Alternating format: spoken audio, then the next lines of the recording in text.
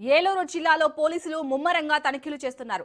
Mango బే cultural recreation club లో పోలీసులు సోదాలు నిర్వహించారు. ఈ దాడుల్లో 150 మంది పేకాట రాయుళ్లను అరెస్ట్ చేసి 80 కార్లను స్వాధీనం చేసుకున్నారు. క్లబ్ లో ఆడేదంతా తెలంగాణ, ఉమ్మడి కృష్ణా, గోదావరి, గుంటూరు జిల్లాలకు చెందిన ప్రముఖులుగా పోలీసులు గుర్తించారు.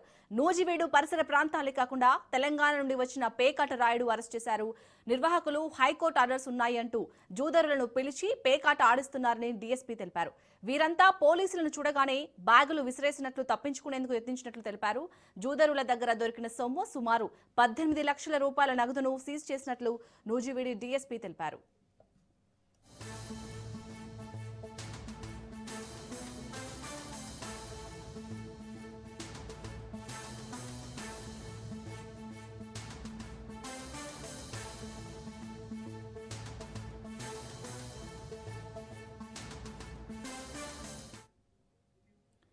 ఏలూరు జిల్లాలో పోలీసులు ముమ్మరంగా తనిఖీలు చేస్తున్నారు.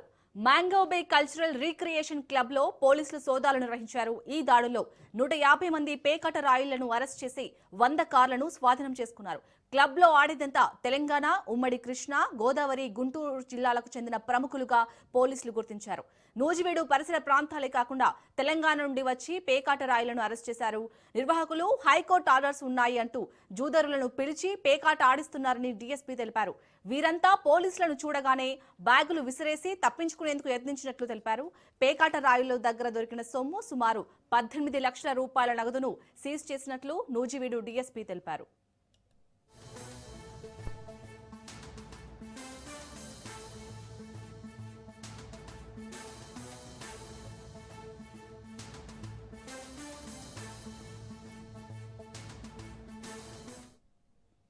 ఇక ఈ అంశానికి సంబంధించి పూర్తి డీటెయిల్స్ మా ప్రతినిధి సంతోష్ అందిస్తారు. సంతోష్, అసలు ఆ క్లబ్ నిర్వాహకులు మెయిన్ గా హైకోర్టు ఆర్డర్స్ ఉన్నాయి అంటూ అక్కడ జూదరులను పిలిచి మరి పేకాట ఆడిస్తున్నట్టుగా తెలుస్తుంది. సో ఈ పోలీసుల సోదాల్లో ఎలాంటి విషయాలు బయటపడ్డాయి? డిఎస్పీ ఏమంటున్నారు మెయిన్ గా? ఆగిరిపల్లి మండలం పోతవరంపాడులోని మ్యాంగో బే క్రియేషన్ సొసైటీలో నిర్వహిస్తున్న భారీ జోదంపై నిన్న సాయంత్రం పోలీసులు దాడి అవుతే చేశారు. మ్యాంగో బే క్రియేషన్ సొసైటీలో అక్కడ దానికి సంబంధించి అంటే క్లబ్లకి ఎటువంటి పర్మిషన్ లేదు, కాకపోతే పర్మిషన్లు ఉన్నాయని చెప్పి ఇక్కడ హైకోర్టు నుంచి మేము ఆర్డర్లు తెచ్చుకున్నామని చెప్పి బ్యానర్లు పెట్టి మరి కూడా ఇక్కడ కొంతమంది ఇక్కడ పేకాట అన్నది ఆడేస్తాం జరుగుతుంది.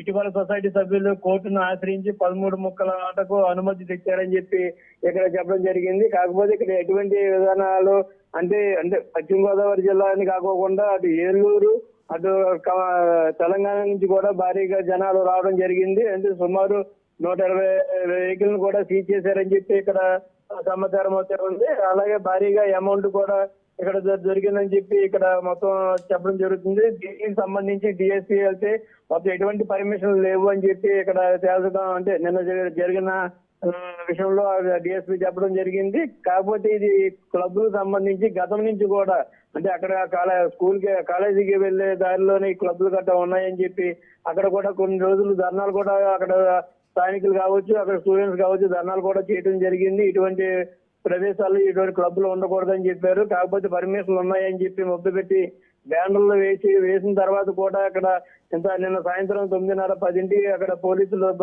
బాగా దాడి చేయడం అంటే పోలీసులు అంతా కూడా అక్కడికి వెళ్ళి ఒకేసారి మొత్తం అందరినీ కూడా పట్టుకోవడం జరిగింది.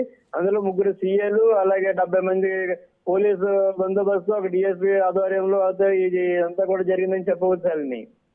Right, thank you Satish.